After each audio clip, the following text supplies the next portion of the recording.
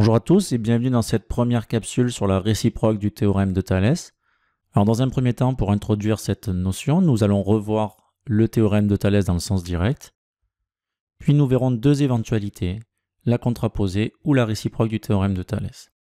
Mais sans plus attendre, commençons à rappeler l'énoncé du théorème de Thalès. Nous rappelons que pour pouvoir utiliser le théorème de Thalès, nous avons besoin de vérifier deux hypothèses. La première étant que nous sommes en présence de deux droites parallèles et également de deux droites séquentes. Ici, nous obtenons deux configurations. La configuration à gauche dite la configuration des triangles imbriqués et à droite la configuration papillon.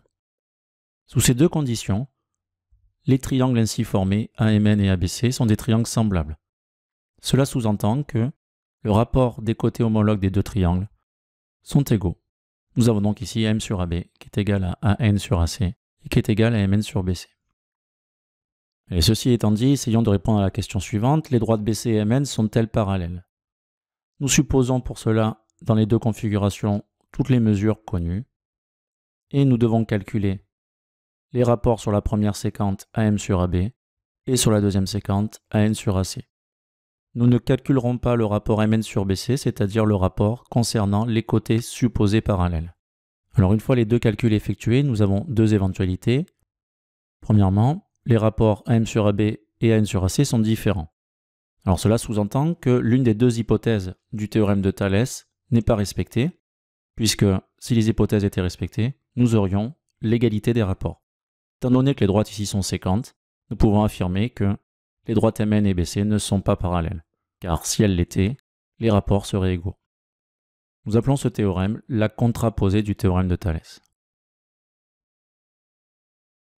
Alors deuxième éventualité, cette fois-ci nous obtenons l'égalité des rapports après avoir effectué les calculs. Alors maintenant la question c'est, est-ce que sous cette condition-là, nous pouvons d'ores et déjà affirmer que les droites sont parallèles? Allez, prenons un exemple pour tenter de répondre à cette question. Voilà, nous avons ici des données numériques. Nous allons donc calculer à l'aide de la calculatrice les rapports AM sur AB et AN sur AC. Allez, commençons par calculer le rapport AM sur AB.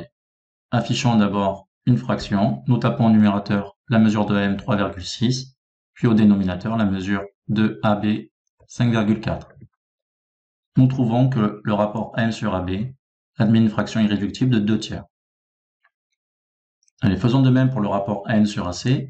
Nous tapons au numérateur la mesure de AM 3,8 et au dénominateur la mesure de AC 5,7 et nous trouvons également un rapport de 2 tiers. Donc nous venons de voir ici que les rapports AM sur AB et AN sur AC sont bien égaux. Pour autant, les droites MN et BC ne sont pas du tout parallèles.